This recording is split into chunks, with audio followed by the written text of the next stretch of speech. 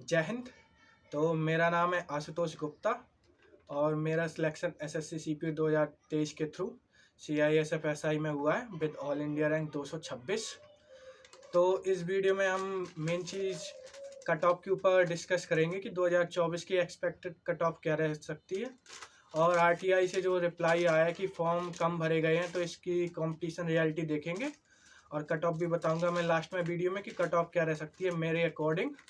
और अगर आपको कोई भी पोस्ट चाहिए तो आपको कितने नंबर लगभग आपको टारगेट करने चाहिए, और फिजिकल के लिए भी देखेंगे कि फिजिकल के लिए आपको कब से तैयारी करनी चाहिए और कब तक फिजिकल हो सकता है इसका। तो एक एक करके इन सब टॉपिक पे बात करेंगे। तो सबसे पहले अगर हम देखें तो फॉर्म की बात करें तो जैसा कि 2024 में 4000 प्लस वैकेंसीज आई थी, जो अभी रिसेंट 2024 में भी सेम सिनेरी है 4000 प्लस का।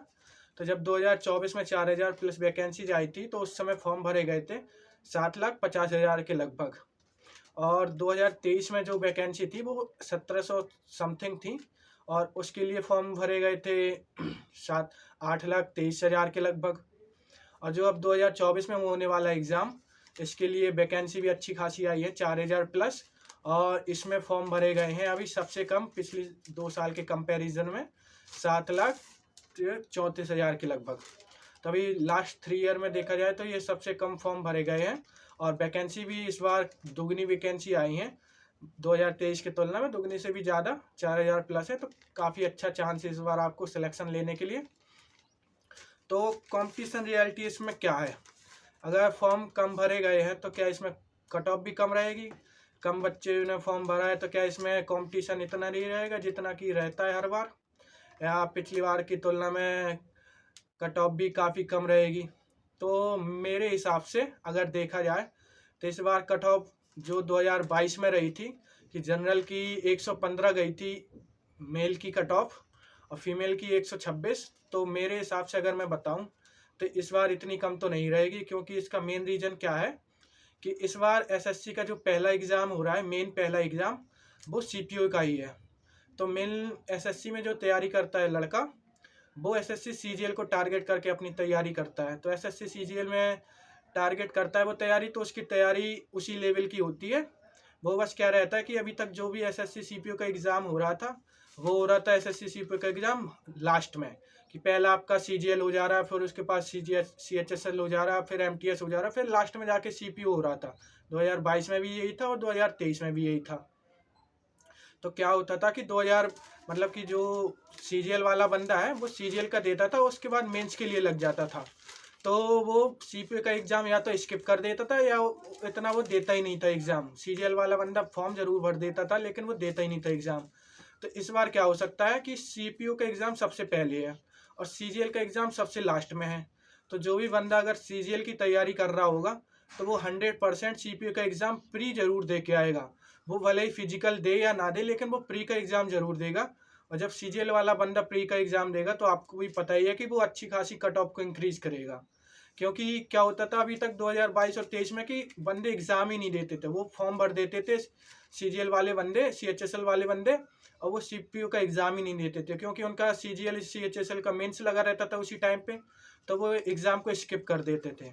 लेकिन इस बार ऐसा बिल्कुल भी नहीं होगा, देखो अगर मेरी बात मानोगे तो। क्योंकि सीपीयू सीजीएल का एग्ज़ाम देने वाला बंदा सीपीयू का प्री जरूर दे के आएगा, जिससे उसको एग्ज़ाम का पैटर्न पता पड़ जाएगा। क्योंकि इस बार वेंडर भी चेंज होगा, तो वो सीएचएसएल का और सीपीयू का एग्ज़ाम जरूर देगा क्योंकि अभी नियर बाई लगे हुए हैं।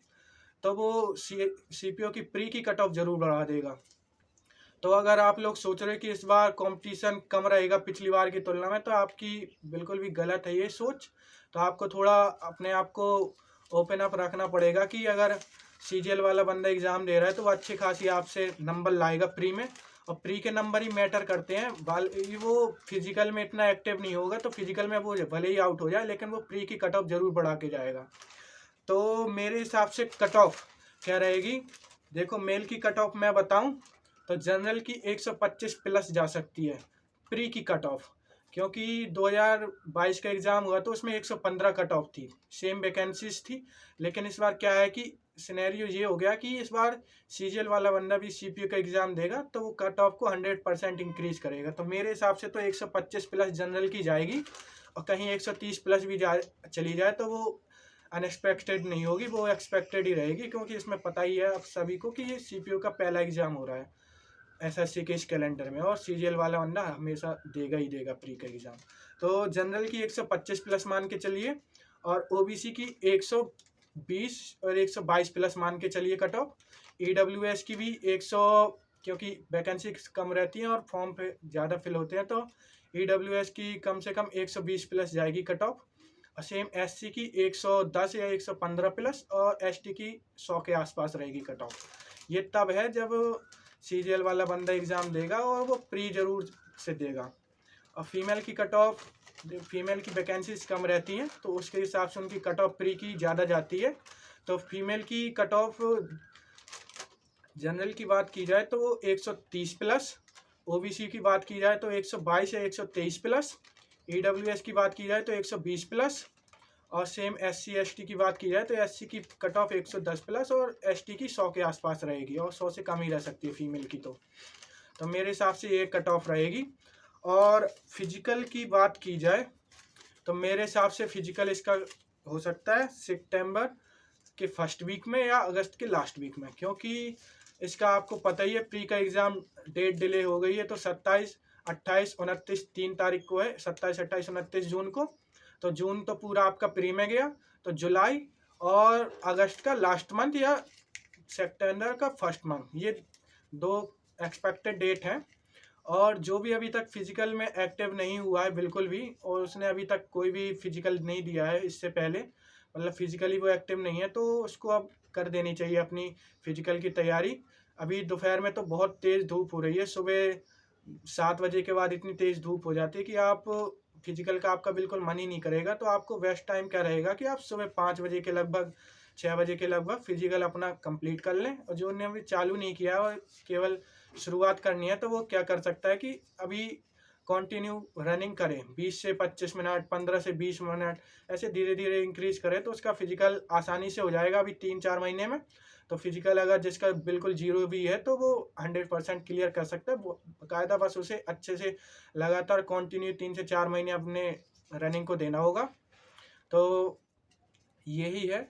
और कंपटीशन की रियलिटी में बता ही चुका हूँ कि इस बार सीजीएल का बंदा सीपीयू का प्री जरूर देगा, तो जिस वजह से कट ऑफ तो हाई जानी है थोड़ी सीपीयू प्री की, तो उसके लिए तैयार रहना आप सभी लोग। और लास्ट में मॉक टेस्ट को और मैं बता दूं कि जो भी अभी तक मॉक टेस्ट नहीं दे रहा तो वो सबसे बड़ी गलती कर रहा है अपने एग्ज़ाम में, क्योंकि सीपीयू के एग्ज़ाम क्या है, वो मेन है आपको टाइम मैनेजमेंट करना है। अगर आप टाइम मैनेजमेंट नहीं कर पाओगे तो मॉक देने वो आप रियल एग्ज़ाम में कुछ नहीं कर पाओगे, क्योंकि उसमें 200 क्वेश्चन आते हैं। तो उसमें मेन टारगेट क्या रहता है कि लड़के अपने 200 क्वेश्चन ही नहीं देख पाते हैं। वो बताते हैं, अभी भी कमेंट करते हैं कमेंट बॉक्स में कि हम पूरे क्वेश्चन ही नहीं देख पाते हैं, मैथ के क्वेश्चन छूट जाते हैं, रीजनिंग के क्वेश्चन छूट जाते हैं, जल्दी नहीं हो पाता, टाइम अप हो जाता है पूरा। तो जो भी इन सब चीज़ों से हो रहा है आपको, तो ये सब आपको मॉक से इम्प्रूवमेंट होगी। और अभी 30 से 35 दिन तो आपको मान के चलो बच रहे हैं, तो आपको कम से कम 30 मॉक देने ही चाहिए सीपीयू प्री के एग्ज़ाम में बैठने से पहले। तो सबसे अच्छे मॉक है टेक्स्ट बुक के, प्रमोशन वीडियो बिल्कुल भी नहीं है ये कि टेक्स्ट बुक की प्रमोशन वीडियो है। तो टेक्स्ट बुक के अच्छे मॉक होते हैं। मैंने भी अभी तक जितने भी एग्ज़ाम दिए तो टेक्स्ट बुक के मॉक को प्रायोरिटी दी है अपनी, फिर दूसरे नंबर में और भी मॉक रहते हैं, लेकिन टेक्स्ट बुक मेरी फर्स्ट प्रायोरिटी रहती है। तो टेक्स्ट बुक के जो 15 न्यू मॉक हैं और 10 एक्सपेक्टेड मॉक हैं और 9 प्रीवियस ईयर 2023 के हैं, तो ये आपको मॉक लगा के जाने हैं। 15, 10, 25 और 9 34 मॉक हो जाएंगे। तो आप लास्ट के दिनों में 2-2 मॉक भी दे सकते हैं। मैंने तो 3-3 भी दिए थे, पिछली वीडियो में मैंने बताया भी है। तो यही है, बाकी आप लोग तैयारी करते रहिए और ये मत देखिए कि कितनी वैकेंसी है और क्या एक्सपेक्टेड कट ऑफ रहेगी। मैं आपको कंपटीशन की रियलिटी बता दूं कि अगर आप कट ऑफ से 1 नंबर ज़्यादा लेके भी अगर आपने प्री क्वालिफाई कर लिया और फिर फिजिकल भी क्वालिफाई कर लिया और आपने मेंस का एग्ज़ाम भी दे लिया और मेडिकल भी क्वालिफाई कर लिया, पता पड़ा आपने इधर पे 1 नंबर से फिजिकल प्री क्वालिफाई किया था और उधर पे आप 150 नंबर ही लाए, 130 भी इधर ले आए और 150 उधर ले आए, तो 280 में जनरल से कोई सिलेक्शन नहीं है इस बार। तो आप ये मान के चलिए, अगर आपको मिनिमम कोई भी पोस्ट चाहिए है, मिनिमम अगर आपको सीआरपीएफ की सबसे कम जाती ये भी चाहिए, तो आपको 140 प्लस प्री में टारगेट करने ही पड़ेंगे, और वो आपको 160 प्लस उधर मेंस में भी लाने पड़ेंगे, तभी आपका सीआरपीएफ जो मिनिमम जाती है, ज़्यादातर लोग तो छोड़ भी देते हैं, तो ये आपको मिल पाएगी। और इस बार सीआईएसएफ में एएसआई की वैकेंसीज आई हैं, तो देखो इस बार सीआईएसएफ नहीं भरेंगे ज़्यादातर लोग अपनी सेकंड प्रेफरेंस में। फर्स्ट तो वो डीपीएसआई ही भरते हैं, लेकिन सेकंड में सीआरपीएफ की जगह इस बार एसएसबी ले लेगी, तो शायद इस बार एसएसबी की कट ऑफ हाई जाएगी। तो आपको अगर देखो एसएसबी एसआई चाहिए तो आपको 150 प्लस इधर टारगेट करने ही पड़ेंगे, और उधर जाके आपको 170 160 प्लस लाएंगे, तब आपको 310 कहीं 320 में एसएसबी एसआई मिलेगी। तो आप लोग हमेशा हाई टारगेट बनाइए, ऐसा मत टारगेट बनाते रहिए कि हम 1 नंबर से प्री क्वालिफाई कर ले, फिर हमारा फिजिकल तो अच्छा है ही, हम जैसे तैसे मेंस भी 150 ले आएंगे, तो इससे मतलब कोई नहीं होगा। आप बेफालतू में गोल्डन चांस मिस कर रहे हैं इस बार का। तो आप पढ़ाई करते रहिए बढ़िया से, अभी 30-35 दिन बच रहे हैं, इसमें भी अच्छी खासी इम्प्रूवमेंट की जा सकती है। जिसके भी 120-130 चल रहे तो वो आसानी से 150 तक जा सकता है, बस उसकी सही स्ट्रेटजी होनी चाहिए। तो यही है, आप पढ़ते रहिए और 150 प्लस का टारगेट बना के पढ़िए। आप ऐसा मत सोच के रहिए कि हमें 1 नंबर से प्री क्वालिफाई करना है।